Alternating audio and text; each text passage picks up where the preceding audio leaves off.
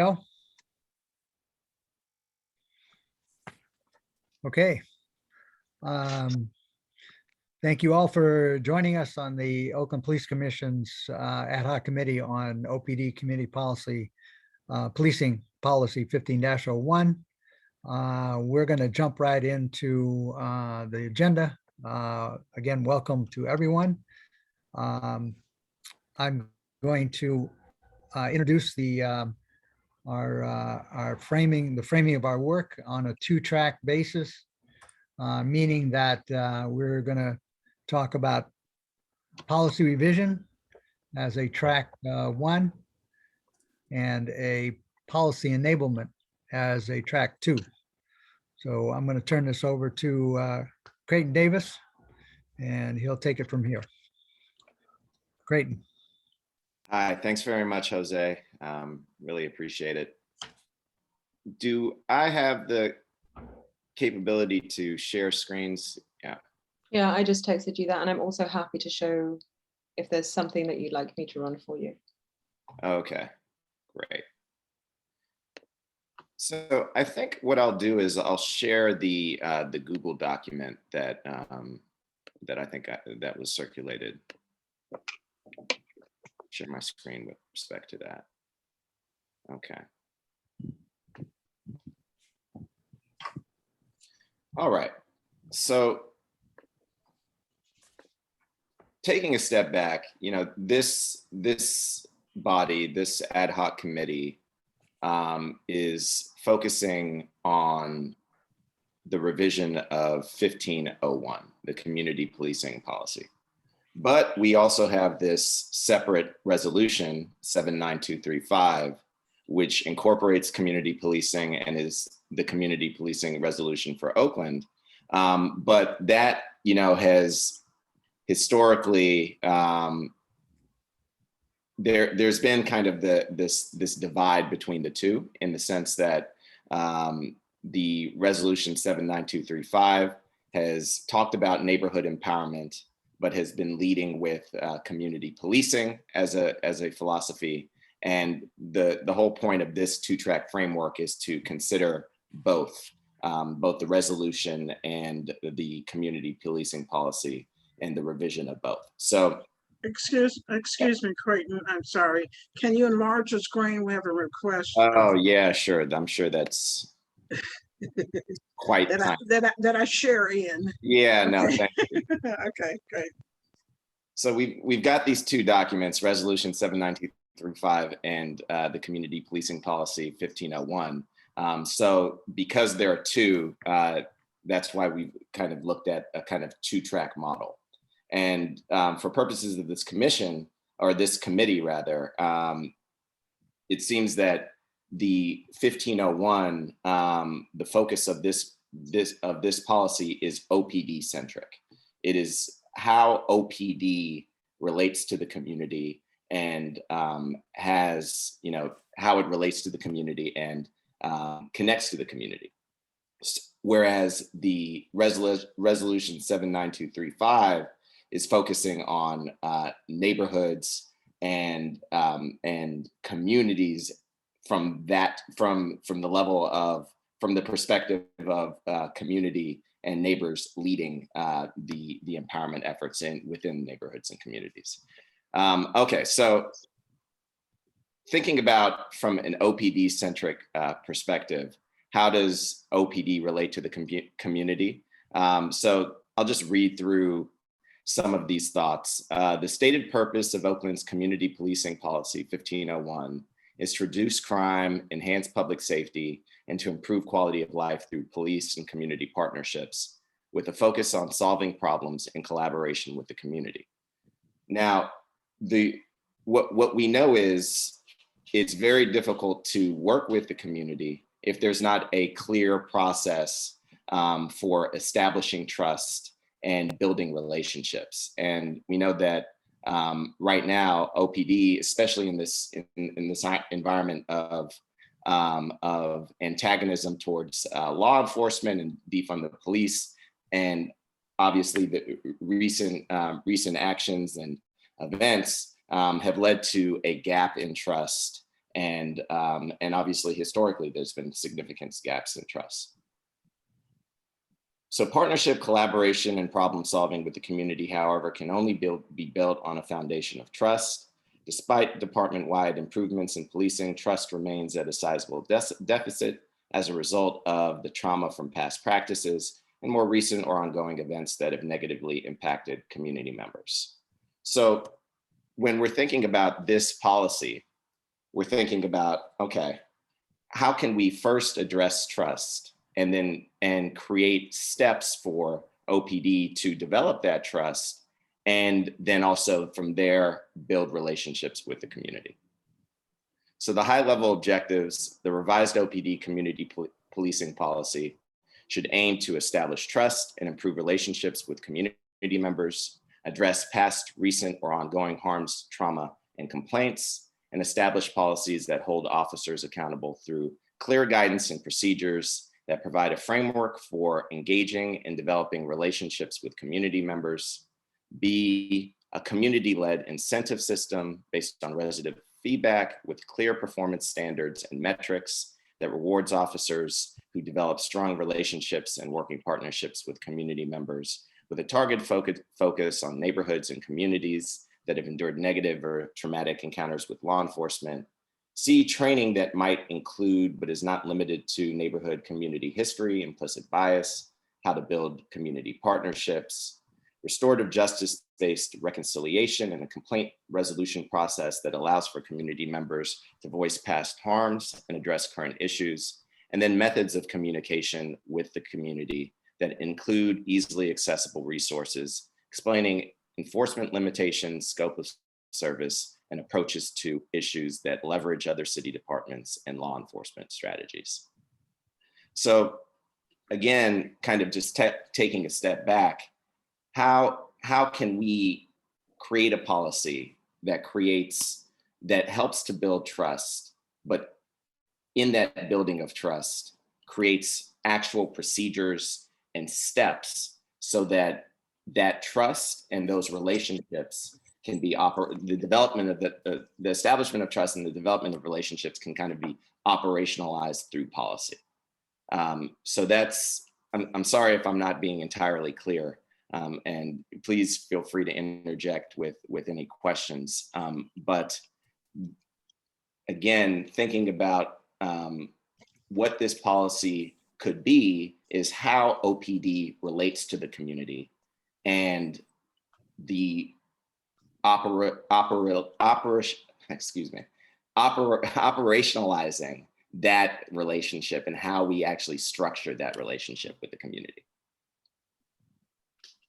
Now, then on the other side, we have Resolution 79235, which has existed for 25 years and centers community policing as the philosophy that animates the relationship with our neighbors and among our neighbors.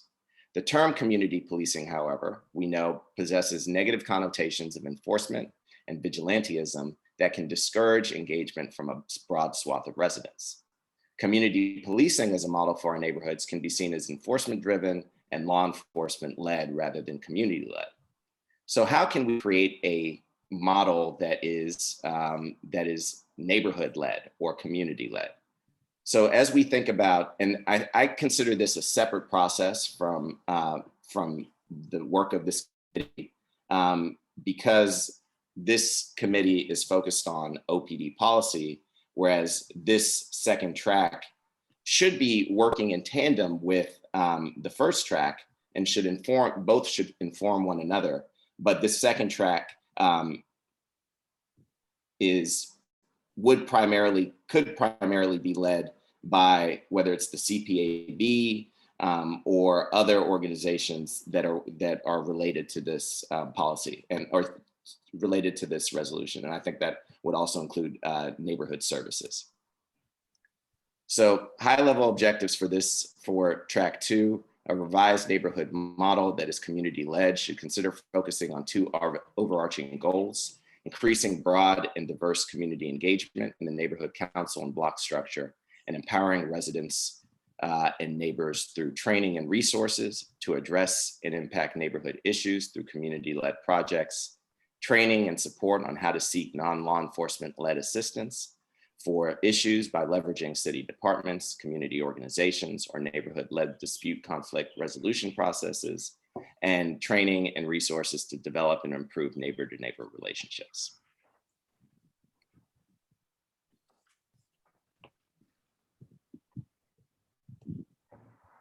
So one track being OPD focused, another track being community-led, community focused. So thank you, Creighton. Commissioner Gerardo, you have your hand up. Would you like to weigh in now, or do we take it to the project slides, the suggested program design? Let's go ahead and finish up, and I'll save my remarks for later. Okay.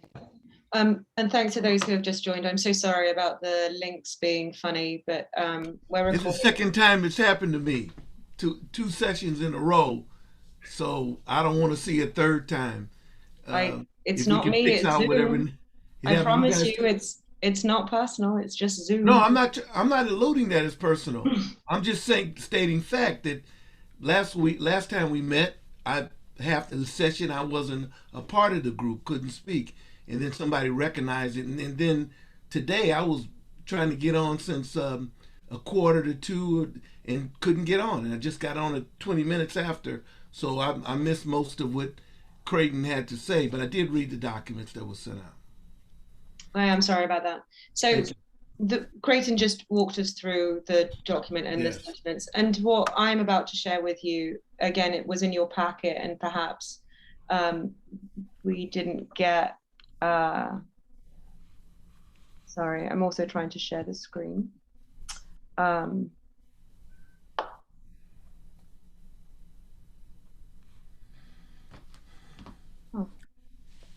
Really technical issues. Creighton or someone else on the panel, if you have the slide show, please, can I ask you to pop it up? Hang on, I'll also make it so that you can share. Take it. Essentially, the slide deck, the PDF, thank you so much. Creighton beat me to it. If you wouldn't mind going to the first slide, that'd be great. So all I did was take what Creighton had started to put together and put some structure around it. And so as Creighton mentioned, he'd already been thinking about a 2-track process. The commission mandate is to support and oversee the policy review and revision. I know we have Lieutenant Fable with us, so I definitely want you to weigh in, please, Lieutenant. But the suggestion then is that we find a subgroup perhaps of this group, or we put together another smaller group that actually starts editing the policy. And then to Creighton's point, like editing it with the understanding that we are trying to use those same design principles of trust and equity and justice, and I think you saw them in the questionnaire, to devise this policy. But this group would really, now we're talking about like actually starting to work on the revisions so that we can move quickly to designing what a pilot might look like, or designing what implementation and what the consequence might look like. So that would be essentially track 2. So track 1 then, thank you, if you wouldn't mind going to the next slide. I'm suggesting that of this group that we have, and we were just talking a little earlier, perhaps someone from the ACLU or the Bar Association, some legal expertise that is very policy related. OPD, I'm really hoping that you'll chime in here with other jurisdictions that you like so that we can be looking at it. Again, you'll see the objectives from Creighton's work and sentiments, activities, then making sure that Lieutenant Fable, this group has everything that's kind of related to this policy, anything else that we should be looking at, whether that's adjacent policies, training, bulletins, anything else that kind of impacts or affects his policy, that we start generating ideas as this broader group, that we take some of the suggestions that you've already made in the questionnaire. So if you haven't had a chance to do the questionnaire, please fill it in. And that we bring that in, that we also look at other areas that do community engagement of some kind. It doesn't have to be police jurisdictions. What else? Who else is doing something innovative or ingenious that we can bring in and make part of this policy? And then, of course, as we're doing the policy revision, there'll be a presentation to the broader commission, and then eventually a vote. So the third slide, I actually start thinking about some dates. They are rather aggressive. I'm not sure. I'm really open to hearing. The idea being that this subgroup actually, we start using these Saturday meetings to bring in work that's been done outside of these Saturday meetings, and then use those meetings as kind of like an editing, weighing in, breaking it down, building it back up, like really make the most of this broad committee. So I would suggest that, if I had my druthers, that we'd start as soon as this for, the next 2 weeks. I don't know if that's doable. Maybe all of this kind of moves 2 weeks. Very open. But you'll see what I'm suggesting is kind of the activities and then outcomes, and that the outcomes should be the measure of success. If we're not getting to those outcomes, maybe we need to adjust those activities. So everything here is agile, nothing is set in stone. I want to talk about Conveyor weeks 3 and also weeks 5 and 6. Something else that we were talking about a little earlier before that I'd like to talk about is ensuring that this policy and this track of work is open to a broader Oakland community, not just those that are able to make a Saturday afternoon meeting, not just those that have Wi-Fi connection and accessibility, but really making sure that, and this is where we come into kind of language accessibility. There's a platform that the Police Commission, I'm going to start the Police Commission using again, called Conveyor. It is online, so it does rely on Wi-Fi access, but it allows everyone to get into the document and also start almost like line editing, adding comments. And so we can always be tracking it and always be pulling ideas. But I would love some help. Maybe that's something that we can turn our attention to in this group. How else do we make sure that the most marginalized have a chance to understand the policy? So we do have a little work here in terms of taking policy language and making it compelling and understandable, but also how they find their way in and how we capture some of that. I've put down something that worked. I believe the Latino Task Force helped with this as well as some others. Town halls, is that another way that we want to do it? How else do we socialize some of this? How do each one of you take this away to your own networks and your own communities? Like, how do we really encourage support and involvement, engagement, not just in this policy work? We do have to then make it applicable to neighborhoods. So how else do we get this in? And then we can be the organizing structure. So I want to seed both of all of those things. I think I said more than 2. And I will stop talking and really listen for, if you've had a chance to review this document, what you think, what you change. Lieutenant Fable, I would love for you to come offline and weigh in here.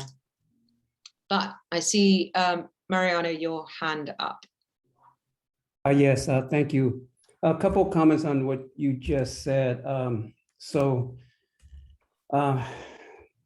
you were describing the policy revision on the first track, or the one before what we're looking at, there was no mention of, you didn't mention that till later, community public engagement. I'm a strong believer of including public comment, public engagement experiences early on in the process, and not in the middle or at the end, because then we find ourselves in a, well, why didn't we think of that? Well, how come this didn't come up before? So I would strongly urge that community engagement, public participation be included now, and however it can be, and not at the end. The second, on timeline, I would again strongly urge that the task and the goals, that we define those tasks and goals, and then let that define the timeline, and not together, because then we just put ourselves up against a wall. If we define a task and a timeline and it's going to take till next March, then that's what it is. But if we say we're going to do this and that, And in next week, then we find ourselves, up against the wall. So I would again urge that. And then I have comments about Creighton's, but I'll hold that off. I see it's in the agenda later. So those are my comments. Can I ask, Mariano, when you say community engagement early on in the policy development process, the line edits, what does that look like? Does that mean that we identify specific areas where we want the community to sort of weigh in on? Do we want them to sort of see what the draft policy looks like and suggest their own line edits? Like, what is it that you're suggesting? Yes, so the most recent experience I've had with policy development with the police commission was the use of force. And that ad hoc committee, was essentially closed to the public, not until later on in the process. And then during that process, I think Rania was involved in that. Later on in the process, there was a ton of including myself, we participated in looking at the proposals, at the reviews, at the policies, and then we had, entire recommendations almost, side by side. But then it became very cumbersome because, it was late in the process. So that's what I mean by that. Now, unless there's some protocols, which I don't think there are any protocols for having public engagement ad hoc committees, I would say, let's open it up to them, similar to police commission meetings. So Mariano, I really appreciate that. And the only reason that use of force came late is because I joined them late and the commissioners are somewhat overwhelmed. Well, as you can imagine, I'm not making excuses. All to suggest that I hope you feel like this one is already different. I know this meeting kind of got messed up a little bit, but this meeting is already open to the public and the videos go up immediately. I think the next thing, if I'm hearing you correctly, what I would like to do is set up Conveo so that people can actually access and get to the document from the ad hoc webpage. Perhaps that should be an immediate next move. But I would love your help in terms of explaining parts of the policy.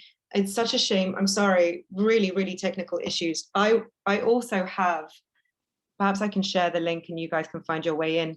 I've suggested a document tracker so you can, and again, Lieutenant Fable, if you're able to come off mute, this is where I'd love folks to start, at least of this committee. Breaking down the policy, I can't share, unfortunately. So people can kind of come into it and. By this, Rania, you mean the link you just put into the chat? Yes, please. And Commissioner Shea, if you wouldn't mind just for those who don't, because I don't believe attendees, even though we don't have any, but for the sake of the video, would you mind opening it and sharing your screen? But we should also talk about whether the Latino Task Force, Mariano, has the resources and the ability to help translate the document into Spanish. We should also talk about so you see, here's what I'm suggesting, and I would really need OPD's help here because I don't know do we want to break it down by section? Do we want to break it down by topic? But you would start tracking, what else are we comparing it to, so that when you get to the very end, you can also see the suggestions that maybe didn't make it into this round, and maybe those suggestions belong elsewhere. I do believe in starting to build a repository so that all the good work that's done here, if it doesn't stick here, starts to pop up and live elsewhere. I'm really thinking about how you maximize on people's time. So Mariano, again, just gut reaction. How does that feel? Is there a beat that we're missing? Can you start asking about translation? Yes, of course. Latino Task Force, we can certainly volunteer to do that. But I have to ask an honest question. Doesn't the city have a department of where they do translations? And I'm not saying that we're not. I could look it up. I don't know. I'm more than happy to look it up. What's that department called? Equal access, I believe. Yeah, Department of Equal Access. We've used them before. Okay. But certainly, please, anytime you need assistance, like, because that department is closed or over the weekend, sure, let us know. We would be more than happy to do that. Also, in terms of doing town halls or, listening sessions, we can and are more than willing to do that. Given, COVID restrictions, Yeah. but we can be pretty creative around that. Thank you. Commissioner Harbin-Forte, I think your hand's up. Yes, thank you. I just wanted to share a comment from Pastor Jackie, who said that this could include developing a strategy that allows the public to share their experience with community policing. I promise the ideas vary, and so does the experience in application. So that may be the kind of listening sessions that we're talking about.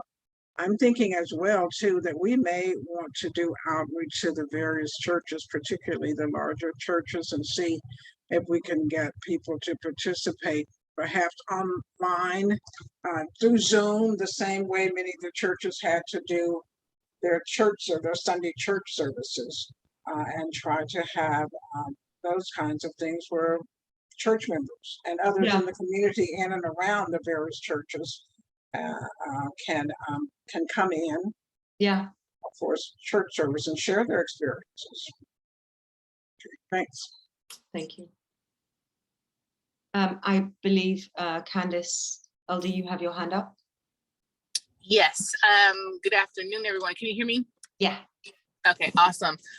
Definitely agree with what Mariana was saying about involving the community early on. And it looks like I suggest we involve the community at least at 2 different times. First in the beginning, and whether that looks like a survey or a listening session. But I think when you do surveys, it allows us to reach out to our networks. We can collect paper copies, whatever is needed, so that we can get a very diverse pool of people to actually respond to the survey. The survey could be broken up into top priority areas of the policy, or even the bucket areas of the policy that we would like community feedback on.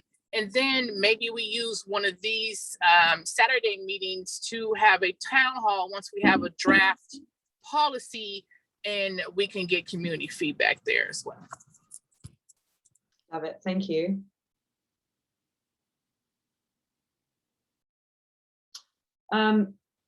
Lieutenant Fable, I saw you come off mute for a second. How does this feel? Because we are going to need OPD here to help make sure that we're looking at the right documents, that we're breaking them down correctly. And I'm assuming that you guys might have first initial ideas on jurisdictions that we should be looking at in terms of best practice.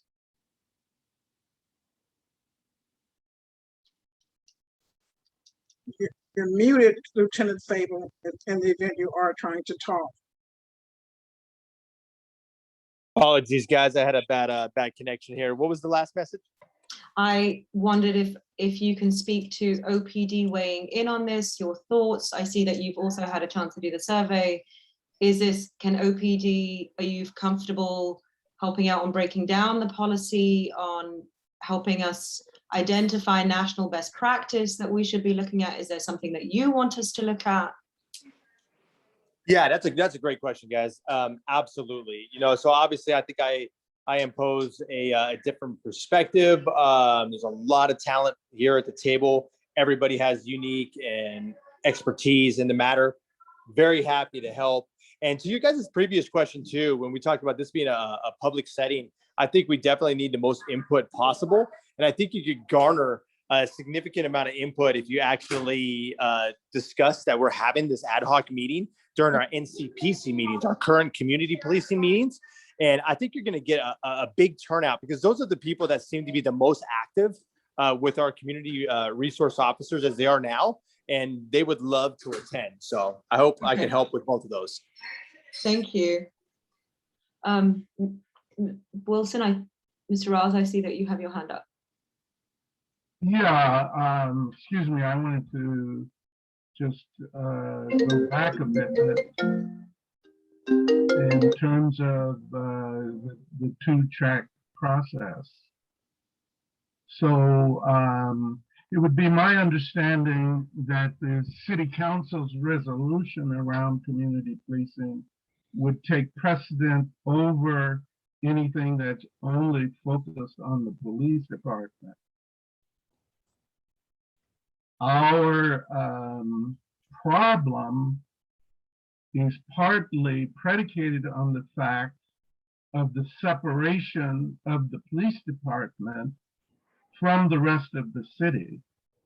So if we cannot find a way to bring these two tracks together in a way that prioritizes the understanding of the council and the city overall, we're not going to build trust with the police department.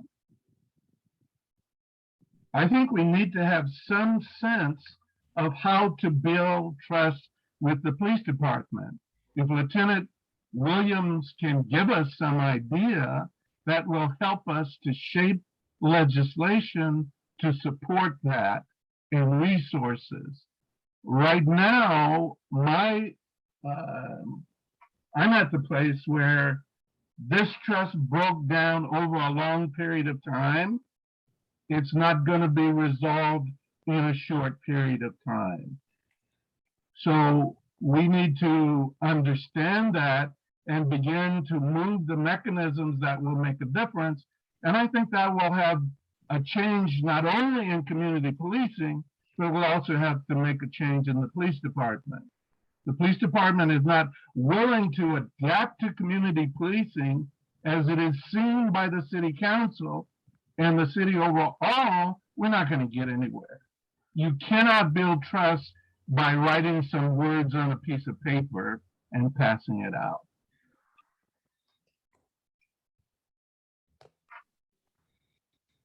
Wholeheartedly agree. I know. And I think, yeah, I wonder whether we facilitate one of these Saturday sessions to actually brainstorm and come up with how we start to do that. You know, again, in the document, you'll see that Creighton and I, and certainly with the commissioners, have started thinking about facilitators that can come in and help run sessions that bring community and police. You know, it is on our mind. I don't definitely open to ideas. I don't have the answer to that one. Commissioner Gerardo. Well, hey, I apologize for interrupting. I think the gentleman brings up a very, very important conversation that needs to be had, because as most people on this meeting know, our department is experiencing an extraordinary level of attrition.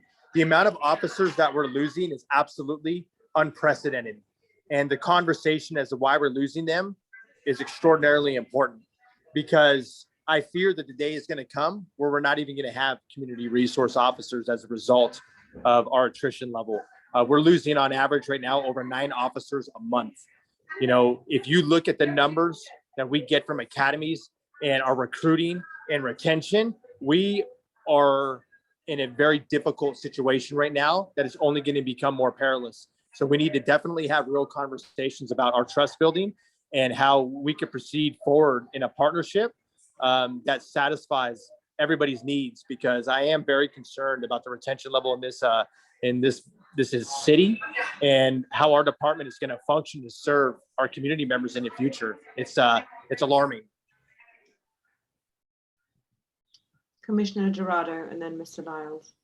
Yeah, I'm going to have to push back on this issue of trust, and I'll just read some of what I wrote. Community trust of OPD and the city will come about through the establishment of a community-led, robust, and respectful partnership focused on solving neighborhood problems. The foundation of this partnership is empowerment of the neighborhoods through the active participation of OPD and the city in diverse grassroots community organizing starting at the block level. Trust will develop through empowerment, not the other way around. So I have to make a real point that it is, to me, it's empowerment starting at the block level, that will lead to trust, because you'll have, through the empowerment, the development of relationships by solving problems, the relationship between the community and OPD. It's nice to think about having dialogue, et cetera, as developing trust with OPD. But I think the more practical, particularly in light of the attrition rate, is to develop the empowerment, or I should say, to have the neighborhoods be empowered so that in fact, they then begin developing these relationships with OPD in the process of dealing with their issues. That's what I think is going to develop that trust. It's through that sort of a process, not necessarily starting with dialogue and having the idea that trust will bring us to empowerment of the neighborhood. I don't see that. I think it's the other way around. I certainly appreciate that, and I do believe, Mr. Dorado, that is true. When we partner together and we show successes, that bolsters morale between parties and fosters positive relationships. I think that's an excellent long-term strategy, but it's going to do little right now in the short term with the attrition level in our department. I think that conversations from the community, those that appreciate the department and the hard work that they're doing, those conversations need to be immediate, and they need to be consistent in order to achieve your long-term goal. I don't think you can expect long-term results without short-term intervention. Let me say that I agree with what Lieutenant Fable said, but I more strongly agree with Jose and laying out that the way to get there is the empowerment of the neighborhood in this process. But I think the horns of the dilemma that we're on is that we're doing it through the police commission, and where we can make changes, from what I'm hearing, the way we've looked at these particular legislation, is principally from the point of view of the police department and the police department's interaction. I don't think we're going to get to neighborhood empowerment by just dealing with the police aspect. And if I can just chime in really quickly, and I agree, Wilson, that that the empowerment angle has to be community led, and has to start from the community. And Jose, to your point about empowerment and partnership creating trust, I think that's the core of what I think Resolution 79235 is supposed to be about. But 1501 is the policy of how, the operational policy of how OPD conducts community policing. And I think of that as, separate from the resolution and the legislation, because we're looking at how can we support community policing or develop a structure of community policing within OPD. And that's our charge within this committee. Because the legislation aspect, yes, we need to push that along as well. But our mandate within this committee, as I understand it, is OPD focused and internal, rather than legislative or part of the empowerment model. Now, I think they both have to work in tandem, which is why we have why I've organized it into terms of two tracks, and one has to inform the other. But our specific mandate is the internal policy of community policing within OPD, as I understand it, at least. And let's see, Pastor Jackie has had her hand up there. I'm sorry, Reggie Lyles has had his hand up first, and then Pastor Jackie. And then Wilson Miles, is your hand still up? You have another comment? Okay. Mariano. Okay. So let's go with Pastor. Go ahead, Pastor. No, go ahead, Reggie. Well, I want to say that we have a philosophical issue here. If we think that in order for us to get community policing enacted in the department, throughout the community, where trust is built, that in order to do that, we have to somehow get the affirmation of the rank and file, we lose. We never get it. We've been at this a long time, 30, 40 years. It never is going to be right enough for us to get the people who are working in law enforcement to adhere to what the people in the community want. They just are not constructed like that. They are a department. They want to run themselves. They do run themselves. And so this is not a dialogue or an issue that is just locus to Oakland. This is across the nation. Now, in terms of the attrition level, that's an old saw. I mean, there's been attrition in law enforcement. It's never enough officers. They never have enough. And that's not the problem is, do the job with what you have. The job is for them to protect and serve and appease the community, not the other way around. And I have great respect for the lieutenant. This is not personal. I'm just saying that you can look at throughout the nation. And every department is talking about attrition. So maybe we need to start talk about hiring different people. Maybe we need to look at our training process, because it amazes me how folks would not step up and take a $160,000 job, because there's enough people around to do it. It's just, do we want them to do it? So protecting and serving is the responsibility of the agency. And they're supposed to do the will of whom? The people, the community. So if we start off by talking about, well, we have to build trust and we have to get them to sign on to it, we're never going to get there. What you do is you build it, and then you say, I'm promoting people and I'm hiring people who agree with these values. And the people who are in the department, they move on up the ranks if they agree with these values. I'll stop there. Pastor Jackie, and then Mariano. Good afternoon, everyone. Hoping that everyone is well. And I am popping in to share a story that underscores several points. The first I want to say is, Creighton, thank you for the presentation. I think the two-track model that you presented would probably be a way that we really need to consider, and here's why. The pastors of Oakland had a meeting with some officers of the Oakland Police Department probably about 2 weeks ago.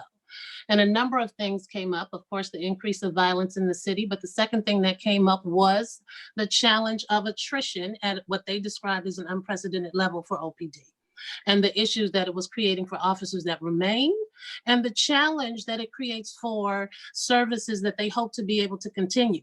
And so I say that to say, Creighton, yes, I think the task of this committee is to actually deal with the document and to do the revision. But I think all of us are here because at the end of that, in completing that task, our hope is that it really will bring some realized transformation in the community.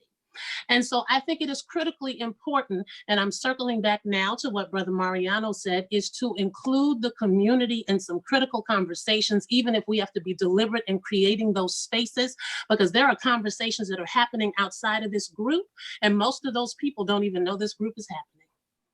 And there is a sentiment, there is a mindset, there is a heart position that is also being developed in the midst of those conversations that can make the actual realization of transformation and the hope of community policing very difficult to realize. And I know that I'm a youngin' on this call compared to those of you who have been in this fight for a long time, but as you have lifted up, we've been the community policing way before. right? And it is experienced very differently in District 6 and 7 than it's experienced in District 1 and 2. And so I'm not sure we can have a conversation that isolates whether we focus on trust, whether we focus on attrition, or what. We have to take on the difficult task of doing it all together at the same time. So we are not the group that produces yet another piece of paper that does not end up being realized in the community. So I'm echoing, if we could be strategic, as Brother Mariano said, about bringing the community in early, one, so they can know this conversation is happening, two, so we can try and garner support from that end. If we could also be deliberate in understanding philosophical disagreement or not, because Deacon Lounge, you know, I'm right with you at the head of the line with that, but still being sensitive to the fact that there are officers who are expected to do this work. And so we have to honor that. And at the same time, recognizing that we are tasked with, yes, producing a document, but also hopefully enabling by having other strategies that actually help it to be realized so that there can be some success and that people aren't coming up with their own solutions in our own neighborhood groups, that in the end, they end up frustrated because there's going to be something else that takes precedent. So I popped on, turned my picture on just to share that, and hopefully it is helpful. All right, thank you. Mariano? Pastor Jacqueline, amen, if I can say that, with all due respect. I may have to visit your place of worship soon. Oh, Thank you so Please, much. anytime. It'll be a treat. She's something else. You know, I have to be honest, I joined, I was asked to join this ad hoc, and I joined because I heard community. I did not hear policing. I did not hear, you know, a partnership with OPD. I heard community. And so, you know, I'm excited. I'm still excited about developing a buy-in for community. How do we collectively bring in the community? How do we collectively give them something to defend? You know, so it's up to us to develop, you know, some terms, a suitable language where, you know, we don't have to rebuild trust with OPD. What we do is we build trust within the community, because they will be doing, I believe, 80 to 90% of the community policing. You know, the partnership with OPD is going to be for resources. It's going to be for training. It's going to be for, you know, those times where, you know, we're going to need support from the city. That's why I came in here. And I have to make a comment about the attrition level that's the OPD is experiencing. So there's certain officers right now that don't like community involvement. They don't like oversight. They don't like the police commission. They don't like our group. I believe that's one of the reasons why there's attrition. Two, there's officers that feel like they don't belong here anymore because it's not a good old boy network anymore. You know, there's someone overlooking and making sure that, you know, when their social media is posting racist statements, that someone is watching. That's another reason for it. They don't belong here anymore, so they're leaving. And then the fact about defund, that some are leaving because of the defund process. Well, you know, I have to say, and I think we all understand here, that that's a falsehood. You know, Oakland police budget increased in 21 for the 21-23 budget. It didn't decrease, it increased. You know, what we were talking about in the Reimagined Public Safety Task Force was redirecting some funds. You know, and out of 150 million possibly redirecting, there was only 18 million that was redirected. So, you know, I have to say that's the falsehood. And then, you know, what we have to be concerned with regarding this attrition is those officers that are remaining here, that are true to the culture change that's being implemented, that's being defined, which I believe that's being led by our chief, by his staff, by everyone here, by the police commission. So that's who we need to be concerned with, and how do we support those? How do we support them with the macro program that's out there? How do we support them by, you know, making sure that most traffic stops are redirected to the Oakland Department of Transportation? How do we make sure that we support the police commission? And more importantly, how do we begin to define community policing? So those are my statements. I think that that we need to make sure that we define what community policing is. And if we have to change the wording, let's change the wording. But I want to be able to go out and talk to Senora Sanchez and say, this is what we've come up with, and it's going to be your responsibility as well as my responsibility to make sure that we collectively take care of ourselves. Thank you.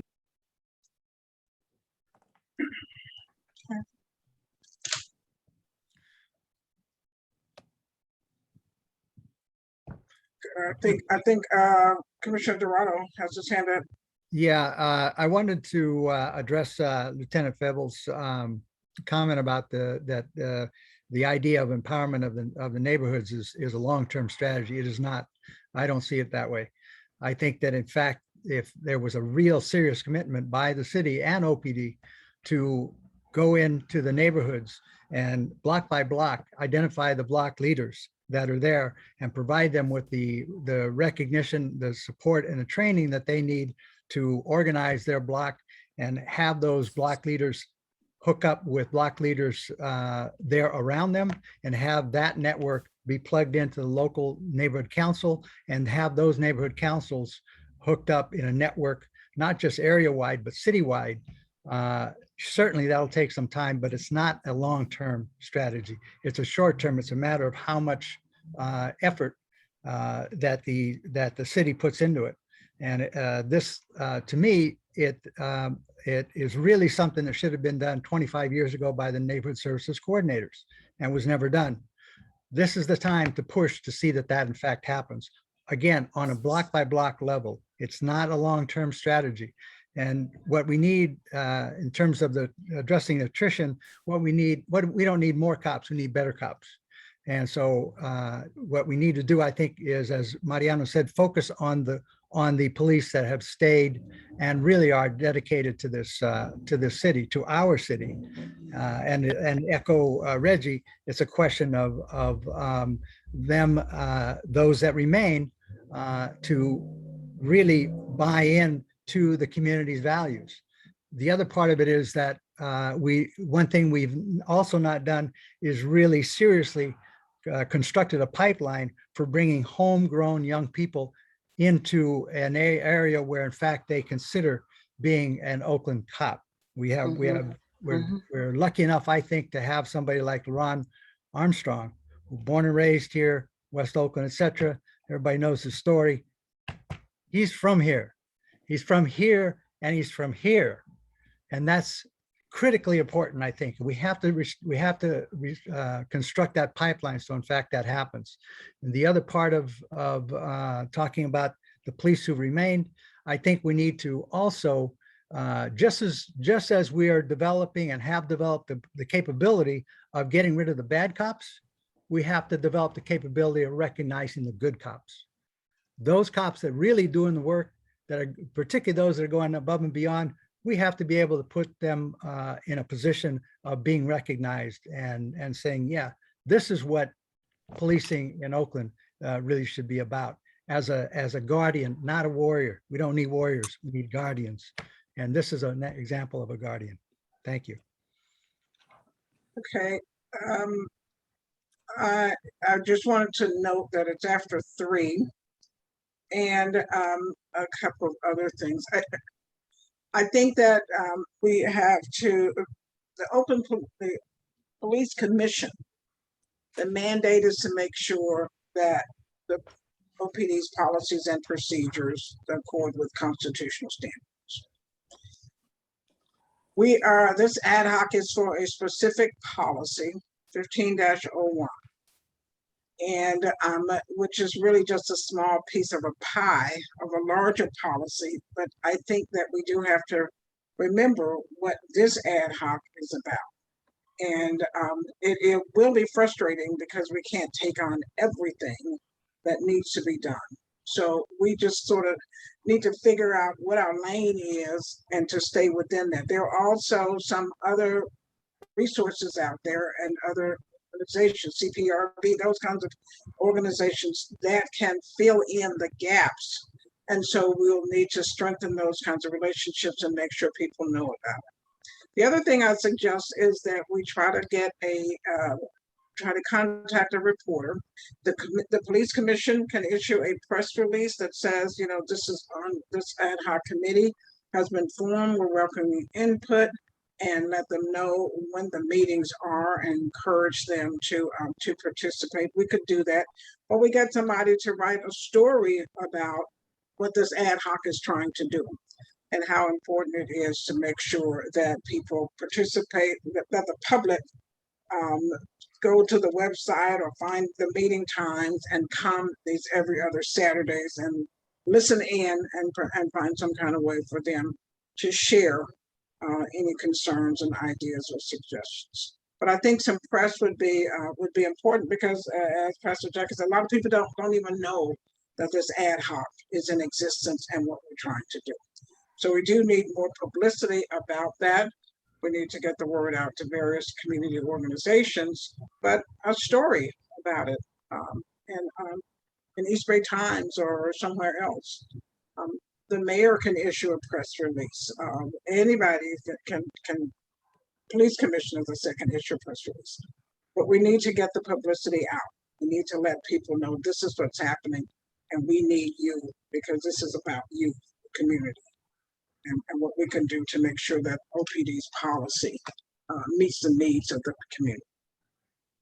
Rania and Creighton, do you want to wrap up the two-track proposal?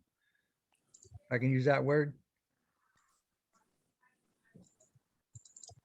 Yeah, sure. Mariano, what were you? Can we talk a little bit about timeline? And I mean, you know, can we put off the timeline until we define the tasks and objectives?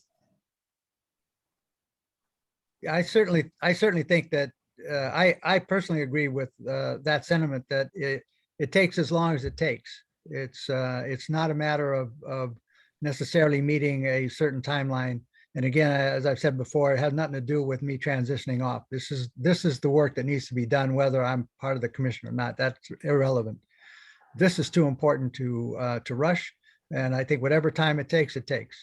So I'm certainly up with that sentiment. I'm going to push a little back here. I do appreciate that. And I do want to give this the time and space, but I do highly recommend that we have some structure, something like with maybe a caveat that we all understand that there's some wiggle room. But if I don't keep you guys to time, this could take years. And then you just end up with nothing.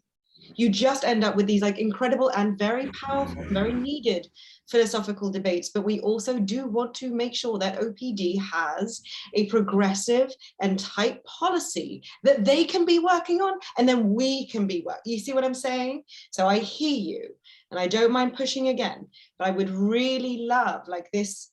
I just am very mindful that if we don't put some dates, then you just end up with Saturdays, and it's a lovely Saturday get together, but I will be I have to turn my attention elsewhere. And I want to help set up some train tracks and guardrails, call it what you will. So yes, but I wonder if we can, like, if I breathe space into this timeline, whether I can address and give, whether that feels satisfactory. And I'd love to work with you, Mariano, if you have ideas on how this wants to go. So maybe, again, you see what I'm saying? I just want to make sure that we also end with a tight policy that supports this other work. I can appreciate that. We're going to need various kicks in the butt, and I use that term pointedly. But we need to keep that. We need to keep this ball rolling. So certainly, I appreciate that. Thanks, Rania. Couple of hands up, Commissioner Harbin Forte. Thank you. And then Commissioner, and then Reggie, and then Pastor Jackie. I forgot to make one other point when I was talking, which is that for whatever reason for whatever the cause is, we have to deal with the fact that there are fewer bodies at OPD than we would ideally like in order to take care. And when you talk about crime, responding to serious crimes, we've seen the hack, we've seen the murders, we've seen the robberies, we've seen all of those things. So we still have to deal with the reality that there may not be enough bodies to go around to do everything. That doesn't say that we don't proceed, but I think we got to live in a reality-based world as well. And if this attrition rate continues, Oh my God. you know, I mean, we're hoping it doesn't, but it's going to even take a bit of time as well to recruit more people. The OPD may need to look at its qualifications policies. And I don't know how many kids are kicked out or can't even apply because they had a run-in with the juvenile court or something at one point. There are some other things that we need to do, particularly when you realize there's over-policing in the African-American community and other communities of color. Some of the people who might otherwise want to go into policing may feel that they can't because they have a quote-unquote record. What is OPD doing to make sure that we can still give people an opportunity to police their communities and serve their city, even if they have a quote-unquote criminal record? So there are some other things that we can look at to increase the bodies, but that will be a longer term strategy. It's not going to happen in the next few months. And then they got to get through the academies and other things. But so that was my point. And so now Reggie, I think Yeah, next, and then Pastor Jackie. Yeah, I want to stress this. In this conversation, I went on to Google and just perused around the attrition rates at the Berkeley Police Department, attrition rates at San Francisco Police Department, San Jose Police Department, Hayward, Oakland. They all say the same thing. We don't have enough officers. Oh my God, we're losing officers. Listen, I've been in law enforcement for a long time. That's an old saw. That when I came in, every budget year, it's the same thing. We don't have enough officers. So you never will get law enforcement to say, we're satisfied. We have enough officers to do the job. So you got to take that and push it aside. You got to say, here are the values that we hold dear. And here's the priority of those values. This is your mission. Protect and serve along these values. Don't come to me, tell me you don't have enough officers. Whatever the officers you have, get the job done. That's how it has to be. If we say we want community policing, then that's our number one priority. What's the opposite of community policing? I thought all law enforcement officers wanted community policing. What's the opposite of it? If we don't have community policing where you protect and serve the community, what is it?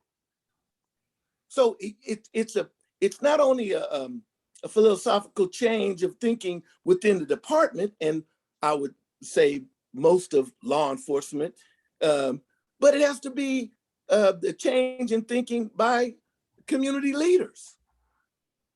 You have to say, look, you're to protect and serve us. We're not here to make you feel better. We want you to feel as well as you are. We want to pay you what you deserve. We want to give you the proper equipment. We want you to do the kind of things you need to do to get the job done. Now, if it means having more academies, that's not your job, the community's job to figure that out. That's the chief and his staff's job. Get it done. And so we should not hear anything about attrition as a stumbling block for community policing. Community policing should let me finish. Community policing should not be injured or die on the altar of we don't have enough officers, ever. And that's going to take a change of thinking, a shift in the landscape of the thinking of the community itself. I agree. And I just want, they were not mutually exclusive concepts. It was really more, we got to deal with certain realities. We got to deal with the increase in crime. Crime's gone up over the last year. We have to deal with all of those matters. So it's not a matter of using it as an excuse not to get things done. They both can be done in tandem, but we have to deal with them as a reality and figure out how we factor those in. Is the crime rate today is the crime rate today higher or lower than the crime rate of 20 years ago? I Much don't know, lower. but it was lower than, it is Much higher than lower. last year. It's higher than last year, though. But that's just last year. Yes, Much yes, lower. Let me yes. say- And let it me- may get worse. I mean, it let may me- get worse. But what I'm saying, Reggie, is not that we say, okay, there's attrition, so let's fold up our tent and go home and not do anything. I'm saying that as we figure out where we're going to go, we have to do it within the reality of what is going to be the impact of the current attrition levels and what's going to happen if they continue. How is that going to impact our planning for community policing? Not that we say we're not going to push for community policing. Not that we say that we're not going to insist that the officers who are there, if you get down to 10, 20 or whatever, that they are consistent with, that they buy into community policing as a concept. And it doesn't mean that that the policy that we come up with doesn't reflect the importance and the priority of a Well, I'm community. uncomfortable because I never want to go back and forth with you, Judge. I respect you too much, but I want to say this again.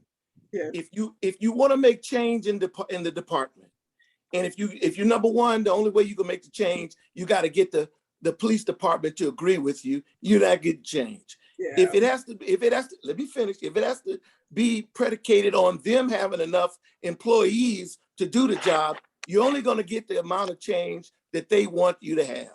In order for us to have community policing, you have to seize the attitude and the control that this department works for the community. Consequently, we want community policing. Please employ that with what you have. And that's where we ought to leave it. That's where we ought to leave it. It's their job to figure it out, not us. Well, in an effort to and do Reggie, that, Pastor Jackie wants to speak. And Reggie, you and I have known each other for over 30 years. You know, we can go back and forth. We got the respect is never going to leave. That's why I have such respect for you. So go back and forth. Pastor Jackie. In an effort to do just that, this is Rania, as you can see, when a call full of activists, pastors, ideologues, judges, attorneys, we can have philosophical debates all day, but here's the reality. Saturday afternoons are hard, and so I'm gonna have to leave the call soon. I did not get these documents by email, and so with the permission of those who have convened us, it would be very helpful if we could complete that presentation so that at least by the time we end that call, we'll have an idea maybe on how we need to move forward. That would be helpful to me, but certainly not, trying to direct the meeting. But yeah, because we could do this. Yeah, no, thank you, Pastor Jackie. Again, Rania and Creighton, is there anything that you need to do to wrap up your presentation? Because what we need to do, I think, after that is to go ahead and assign some homework. Well, I even think the homework maybe shifts as well, Commissioner. Here's what I'm thinking. And Pastor Jackie, I'm sorry. Well, we will make sure that everyone on this call, and as soon as I get back into the website, that those documents start to get posted. One of the tasks I do have, so we'll send it to you first, but for the recording, there is absolutely intention, and I have time carved out. I will try and fix that ad hoc web page so that every document and every agenda, every minutes, everything that we have had and are referencing lives there and you can access it. I actually feel that if this committee allows, I kind of want to go away and sit and actually write out, not next steps, but things that not just we've discussed, but actually write out questions that people can respond to. So Mariano and Pastor Jackie, here's what I heard you say something about a strategy for community engagement. I just need a minute to think about, I'm not even going to suggest what it looks like, what I'm asking for from what I see, and then have people weigh in, because I think what we don't have time for is actually a discussion around resources. But I am left, let me reiterate what I think my homework is, trying to get that together so that people can find their way in and be brainstorming with me, with us. Language access for that policy. Lieutenant Fable, I'd like to find you and OPD so that we make sure that we have not just the policy, any adjacent policies, bulletins, trainings, anything else you want us to see. I really need your help in passing out that policy so that people can find their way in.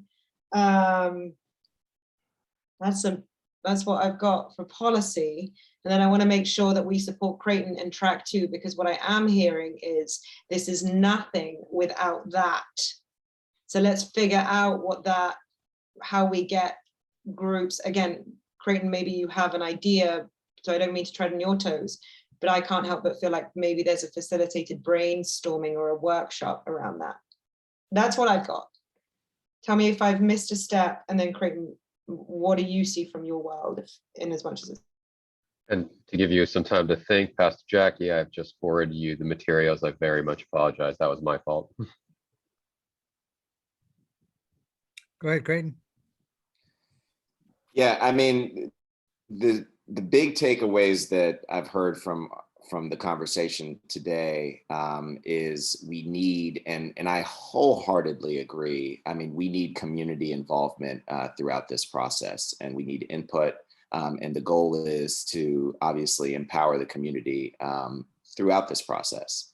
Now, I do take Commissioner Harbin Forte's point that we have a narrow mandate with this committee, and there are a number of issues that we would like to impact with respect to policing, but I think we have to remember that at least for this committee, our mandate is the policy, and that is it at this point with this committee. Now, how do we get community involved in changing this policy, and how do we empower community to transform this policy?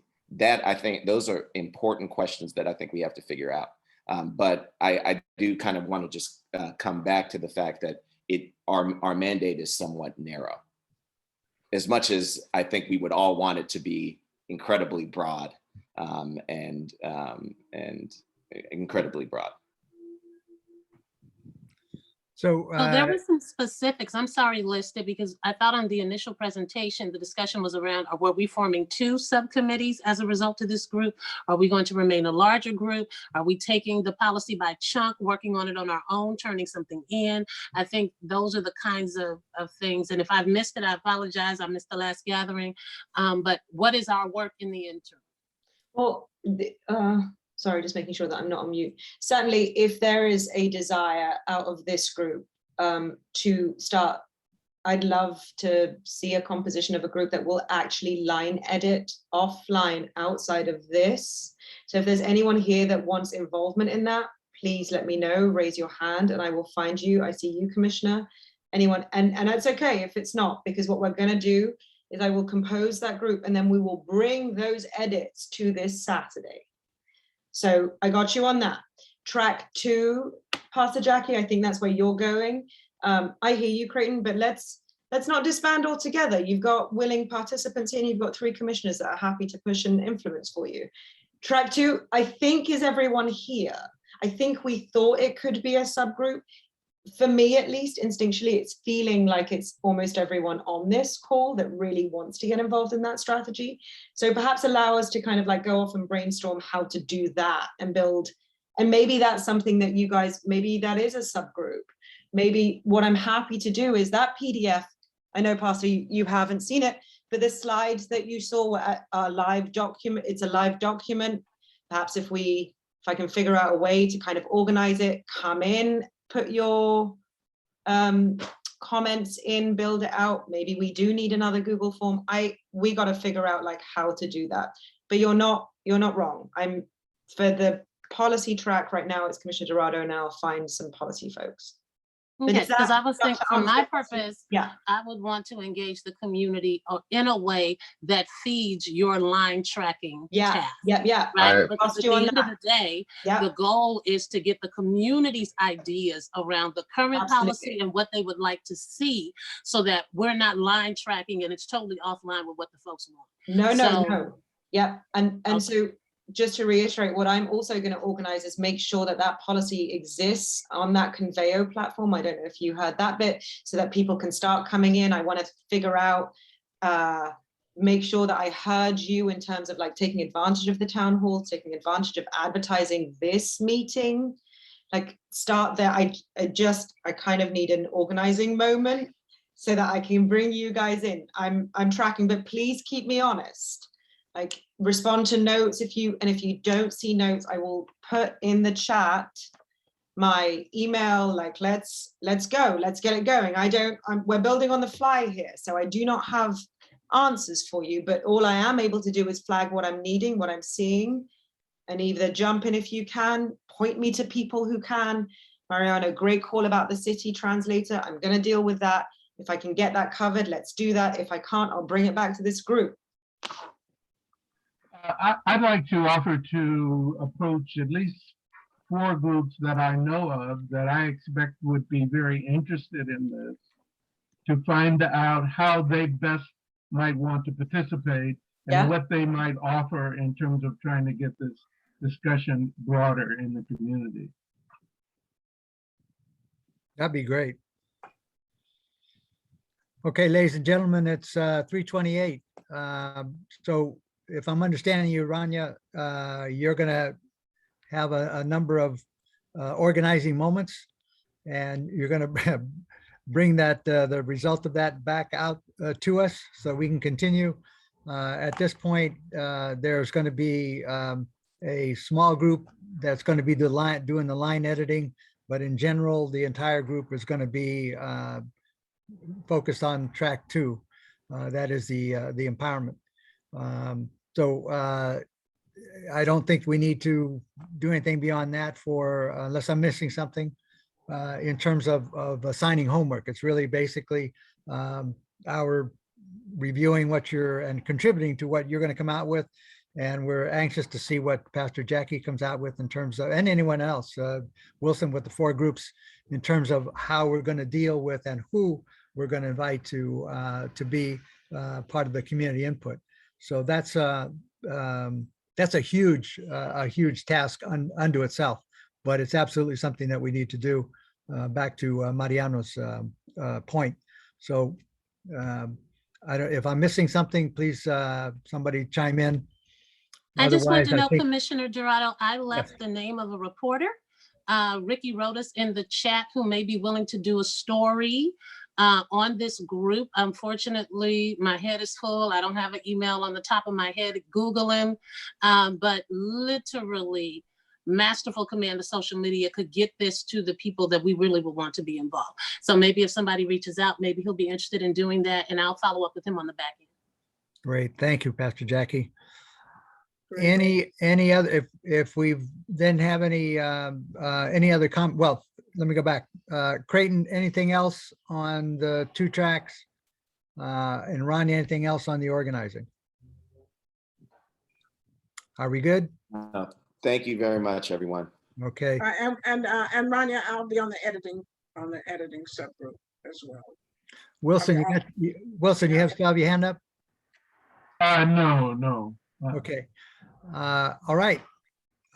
Thank you so much, really. Go ahead. Mariano, do you have a? Real quick. So, also Rania, include me in the editing, but, I didn't want to put myself in there because I want to make sure I'm open to other responsibilities.